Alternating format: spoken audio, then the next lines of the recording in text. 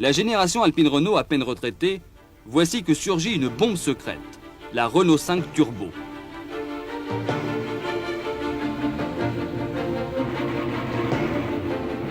Une silhouette affectionnée, celle de la Renault 5, mais avec un gros ventre boulimique et 265 chevaux bien en équilibre dans les 900 kg de cette nouvelle machine de guerre. Pour la faire courir, Renault a mis un lutin dans son siège baquet. Jean Ragnotti, l'acrobate poids-plume, va très rapidement venir brouiller les cartes du rallye dès son premier bout d'essai en Corse. La manche française du championnat du monde, dite aux 10 000 virages, est un somptueux baptême pour la nouvelle-née qui, plus tard ici même, jouera de son rapport poids-puissance sur ces petites routes étroites en surplomb ou qui zigzaguent dans des villages étonnés. Pour l'heure, la Renault 5 Turbo en est à son apprentissage, celui qui la mènera sur les podiums de victoire des années 80. Pour l'heure, son jeune âge est sans pitié. C'est celui inévitable des péchés de jeunesse. Le défi Renault repose sur la puissance et la vivacité. Le professionnalisme de l'équipe est à l'image de son pilote. Une certaine décontraction qui n'exclut ni le sérieux ni l'application.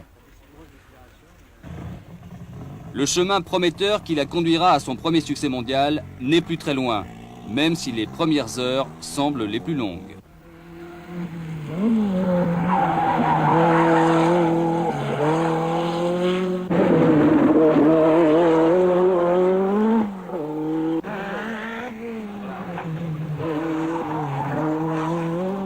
Pour entrer dans le club fermé des grands du rallye, Renault s'est donc donné les moyens de ses ambitions.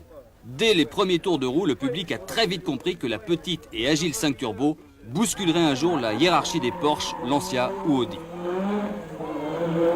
Ça c'est beau ça. Hein?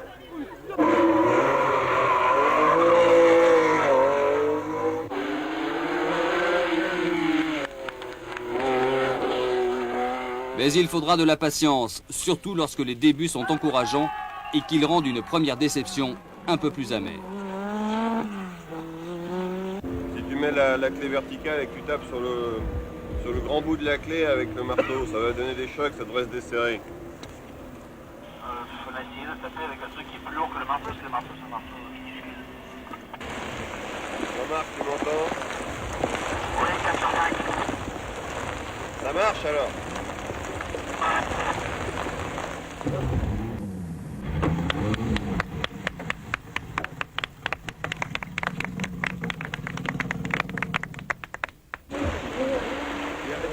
Bon, ouais. Bah bravo quand même. Bravo de l'avoir ramené si belle. C'est con hein. Ah, c'est Monte Carlo là. On aura Monte Carlo. Allez, je ferme hein. Et en effet, Renault, chaussant ses bottes de 7 lieues, aligne la 5 Turbo au Monte Carlo de 1980. La neige est au rendez-vous, mais ce n'est pas ce que craint le plus Ragnotti. Ce qu'il craint, c'est plutôt l'aisance d'Anu Mikola sur son Audi Quattro. Cette grosse bête à l'allure de tank à 4 roues motrices va faire un malheur dès la première étape. Le verdict tombe, le Finlandais volant relègue à 6 minutes la petite Turbo 5 et la Porsche de Jean-Luc Terrier. Malgré ce handicap, Jean Ragnotti rassemble ses forces et part à la poursuite de l'Audi Quattro. 20 mètres gauche moyen, 30 mètres gauche dur, gauche moyen, 30 mètres gauche dur, 50 mètres gauche moyen ferme, 50 mètres gauche moyen ferme, et droite à fond plus, gauche à fond plus, 80 mètres, gauche moyen, gauche moyen.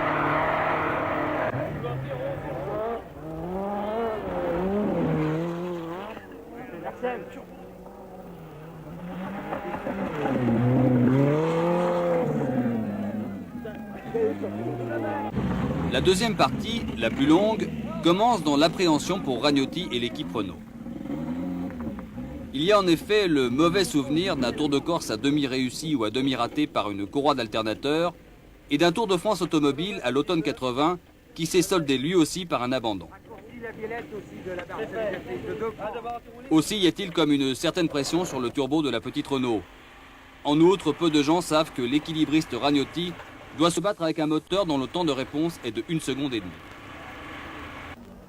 Les choses vont se précipiter dans la deuxième étape lorsque Hannu Mikkola sort brutalement de la route. Une bagarre phénoménale éclate alors entre la Porsche de Terrier et la R5 Turbo. La voiture allemande a 3 minutes d'avance quand elle rentre à Monte-Carlo avant le terrible parcours final. L'affrontement s'annonce prometteur. Hélas, il n'aura jamais lieu sur ce terrain presque sec qui devient idéal pour la Renault. Des spectateurs irresponsables provoquent la sortie de route de Terrier en le piégeant dans le Turini. La Renault 5 réussit à repousser les assauts répétés de la Talbot de Fréquelin et Todd et gagne à Monaco.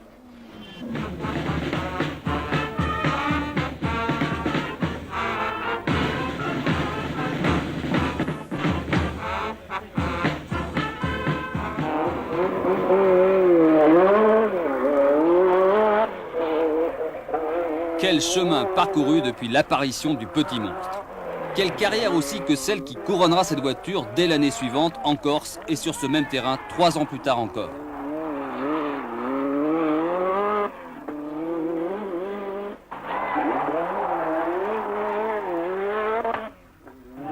La Renault 5 Turbo sera la voiture passion de bon nombre d'amateurs qui la bichonneront et se feront plaisir jusqu'à la dernière année de course de ce type de voiture, en 1986.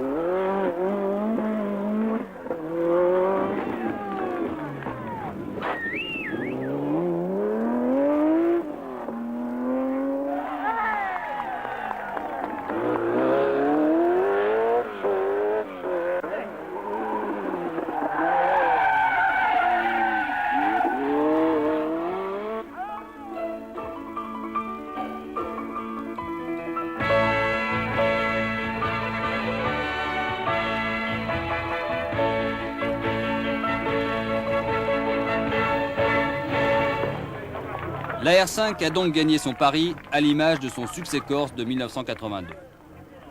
Faire sa grande place parmi les grands sur la plus haute marche entre la Ferrari d'Andruet et la Porsche de Béguin.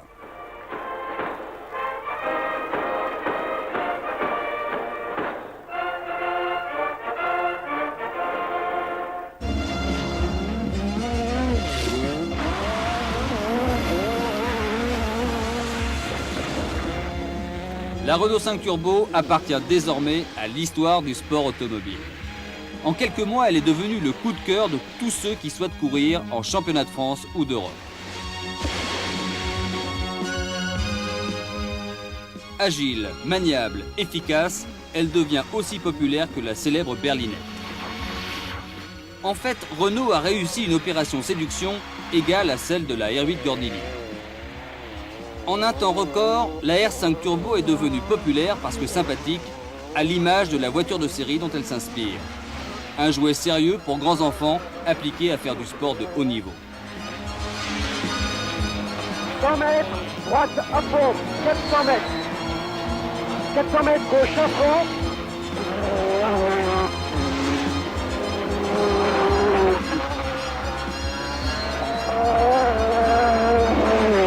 100 mètres, bosse 110, saute, 300 mètres. 300 mètres, long gauche à fond, long gauche à fond.